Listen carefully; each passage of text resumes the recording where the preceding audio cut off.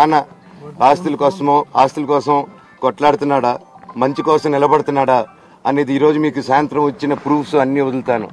మా నాన్న మీద గన్ను పెట్టి కాల్చే వినయ్కి, మా అన్నకి సాయంత్రం ప్రతిదీ చెప్తాను. చెప్పాను కదండి వినయ్ అని, మా అన్న విష్ణు అని. అవునండి, నన్ను హాజరుపరచమన్నారు, 10:30 రమ్మన్నారు. మీరందరూ చూశారు. నాకు మొన్న ఫస్ట్ రోజు తగిలి బాగా నొప్పి వచ్చింది, మెడ, కాలు. 3 వారాల క్రితం ఫైట్లో నాకు మజిల్ టైర్ అయింది, గ్రేడ్ 1 టైర్ రైట్ లెగ్లో. లెఫ్ట్ లెగ్లో మళ్ళీ దెబ్బలు తగిలాయి మొన్న. సో అందుకే కొంచెం బ్యాలెన్స్ ఇది ఉంది. మందులు హెవీ మెడికేషన్ ఇచ్చారు, హెవీ ప్యాచ్ కూడా వేశారు నాకు. దానివల్లే కొంచెం నడుస్తున్నాను. అండ్ ఇప్పుడు అందుకే రిక్వెస్ట్ చేసుకుని, సార్ నాకు కొంచెం టైం ఇవ్వండి, పాప ఉంది, సెటిల్ చేసుకొని నేను వస్తాను సార్, కొంచెం సెట్ చేసుకొని అని పోలీసులు గారికి రిక్వెస్ట్ చేసుకొని బయలుదేరుతున్నాను. దాని గురించే సార్ చెప్పాను. మద్యానికి బానిసై ఇలా ప్రవర్తిస్తున్నాడు, అందుకే నేను మనోజ్ విషయంలో సీరియస్ గా ఉన్నాను అని చెప్తున్నాను.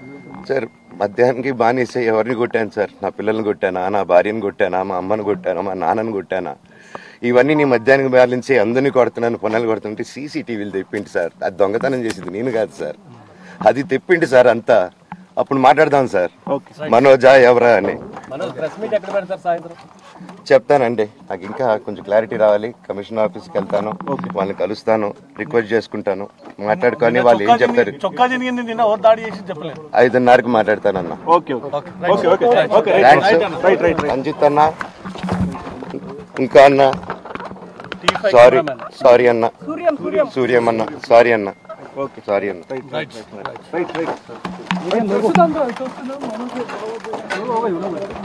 పెట్టు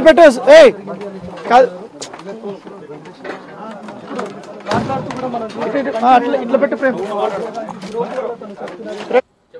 రైట్, మనం బ్రేకింగ్ న్యూస్ చూస్తున్నాం. అయితే ఇప్పుడు మన విజువల్స్ ప్రకారం మంచు మోహన్ బాబు ఇంటి ముందర ధర్నాకైతే దిగారు. నిన్న బిగ్ టీవీ అందించిన విజువల్స్ లో Mohan Babu press and media పైన దాడి చేసినట్టయితే తెలుస్తోంది.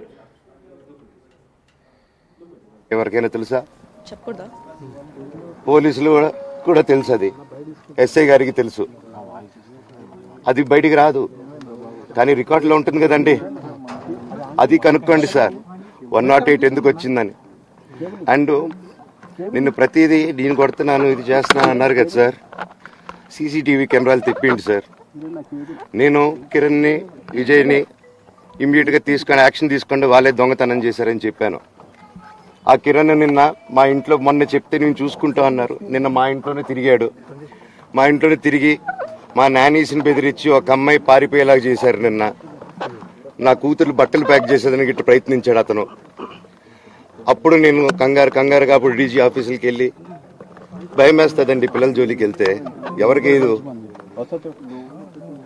ఇది అందుకే నాకు మా నాన్న దేవుడు అండి. ఈ రోజైతే ఏదైతే చూస్తున్నారో మా నాన్నని, ఇది మా నాన్న కాదండి. నేను అబద్ధాలు ఆడేవాడిని కాదు. నా గురించి మీరు ఎవరినైనా ఎంక్వైరీ చేసుకోండి, నా ఫ్రెండ్స్ని అడగండి.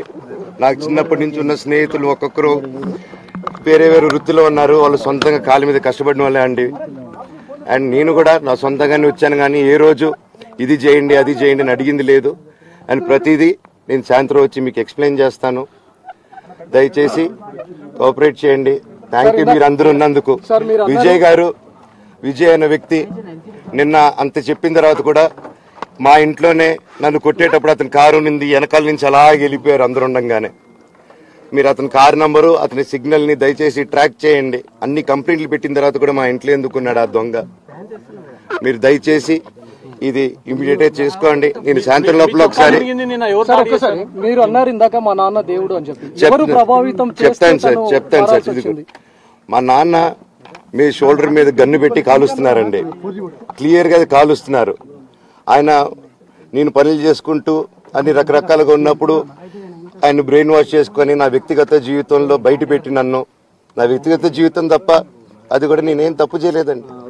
నేను ప్రేమించిన అమ్మాయిని పెళ్లి చేసుకున్నాను, ఆ అమ్మాయి కోసం పోరాడాను. దాంట్లో తప్పేంటంటే నాకు అర్థం కావట్లేదు. అండ్ ఈరోజు వచ్చి 10 మందికి నిలబడినప్పుడు నేను చెడ్డోడిని అయిపోయాను. ఎక్కడ సైన్ పెట్టమంటే పెట్టాను, రమ్మంటే వచ్చాను, పొమ్మంటే పోయాను. ఎన్ని సినిమాలు చేయమంటే అన్ని సినిమాలు చేశాను.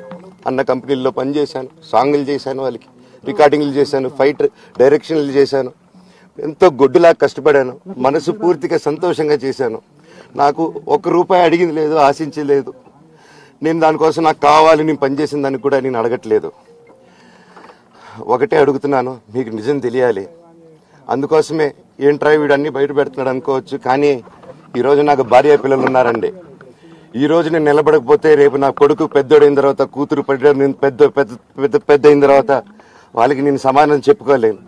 నేను దొంగతనం చేసి వేరే వాళ్ళ కడుపులు కొట్టి నా పిల్లల మొహం నేను చూడలేను, ఆ కూడు నా పిల్లలకి పెట్టలేను.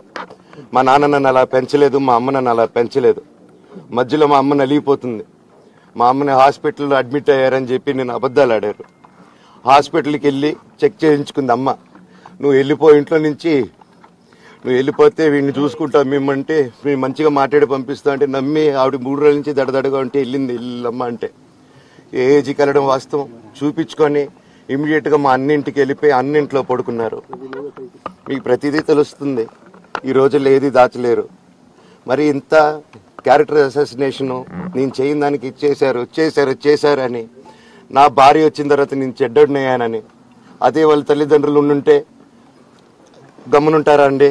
ఈరోజు నేను గమ్మునుంటే ఎలా అండి? తనకి తల్లి అయినా తండ్రి అయినా అన్నీ నేనే అండి. ఈరోజు తను వాళ్ళ ఇంట్లో ఆధారపడదు, నేను మా ఇంట్లో ఆధారపడను. నేను నా సినిమాలు చేసుకుంటున్నాను. తను సొంతంగా ఒక టాయ్ కంపెనీ పెట్టుకుంది. లాక్డౌన్లో నా హమ్ బ్రహ్మాస్మి సినిమా మా ప్రేమ కోసం ఆపేసినప్పుడు నిర్దాక్షిణంగా నేను చెన్నైకి షిఫ్ట్ అయిపోయి ఊర్లో వద్దని మేము అక్కడ కూర్చొని, నేను మనోజ్ నువ్వు బొమ్మలు గీస్తావు కదా, కథలు రాస్తావు కదా, బొమ్మలకి ఆత్మనిర్భర్ అని నరేంద్ర మోడీ గారు అనౌన్స్ చేశారు.